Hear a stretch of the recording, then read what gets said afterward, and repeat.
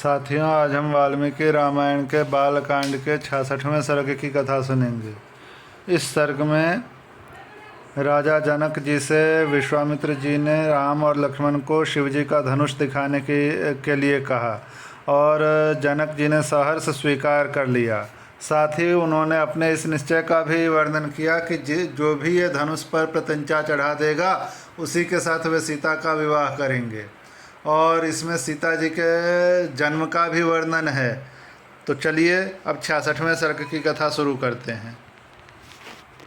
श्री सीतारामचंद्राभ्याम नमः। श्रीमद् वाल्मीकि रामायणं बालकांडम षट्षष्टितमः सर्गः।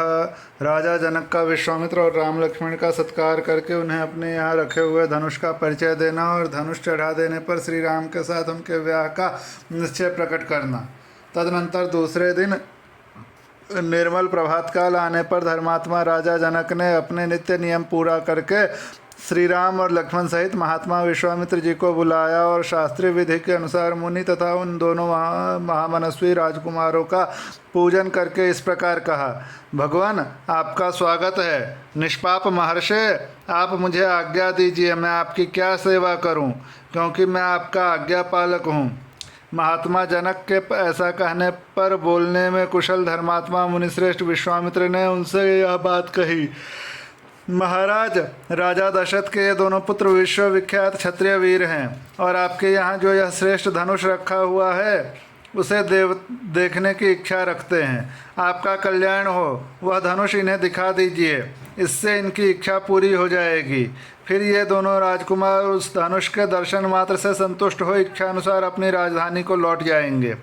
मुनि के ऐसा कहने पर राजा जनक महामुनि विश्वामित्र से बोले, मुनिवर, इस धनुष का वृत्तांत सुनिए। जिस उद्देश्य से ये धनुष यहाँ रखा हो गया है वह सब बताता हूँ। भगवान, निमि के ज्येष्ठ पुत्र राजा देवरात के नाम से विख्यात थे। उन्हीं महात्मा के हाथ में यह धनुष धरोहर के रूप में दिया गया था। कहते हैं, पूर्व काल में जब दक्ष यज्ञ विध्वंस के समय परम पराक्रमी भगवान शंकर ने खेल खेल में ही रोषपूर्वक इस धनुष को उठाकर यज्ञ विध्वंस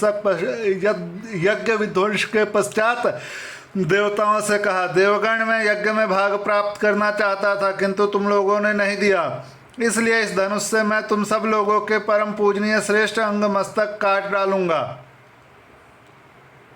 मुनिश्रेष्ठ यह सुनकर संपूर्ण देवता उदास हो गए और स्तुति के द्वारा देवाधिदेव महादेव जी को प्रसन्न करने लगे। अंत में उन पर भगवान शिव प्रसन्न हो गए। प्रसन्न होकर उन्होंने उन सब महामनस्वी देवताओं को यह धनुष अर्पण कर दिया।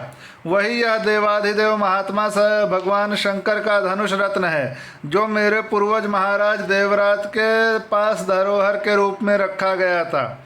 एक दिन मैं यज्ञ के लिए भूमि शोधन करते समय खेत में हल चला रहा था।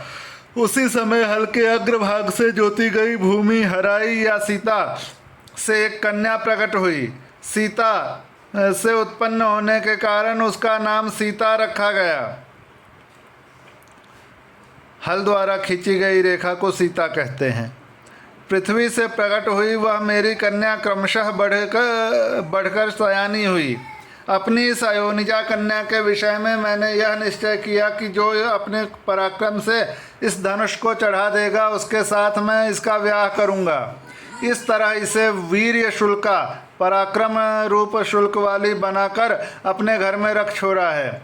मुनिश्रेष्ठ, भूतल से प्रकट होकर दिनों दिन बढ़ने वाली मेरी पुत्री सीता को कई राजाओं ने यहाँ आकर मांगा, परंतु भगवान, कन्या का वरण करने वाले उन सभी राजाओं को मैंने यह बता दिया कि मेरी कन्या वीर्य शुल्का है। उचित पराक्रम प्रकट करने पर ही कोई पुरुष उसके साथ विवाह करने का अधिकारी हो सकता है। यही कारण है कि मैंने आज तक किसी को अपनी कन्या नहीं दी। मुनिपुंगव, तब सभी राजा मिलकर मिथिला में आए और पूछने लगे कि राजकुमारी सीता को प्राप्त करने के लिए कौन सा पराक्रम निश्चित किया गया है। मैंने पराक्रम की जिज्ञासा करने वाले उन राजाओं के सामने यह शिवजी का धनुष रख दिया, परंतु वे लोग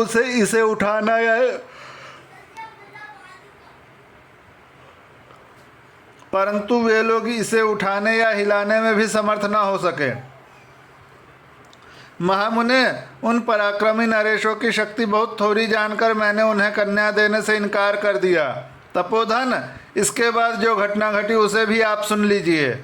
मुनिप्रवर, मेरे इनकार करने पर ये सब राजा अत्यंत कुपित हो उठे और अपने पराक्रम के विषय में संशयापन्न हो मिथिला को चारों ओर से घेर कर खड़े हो गए।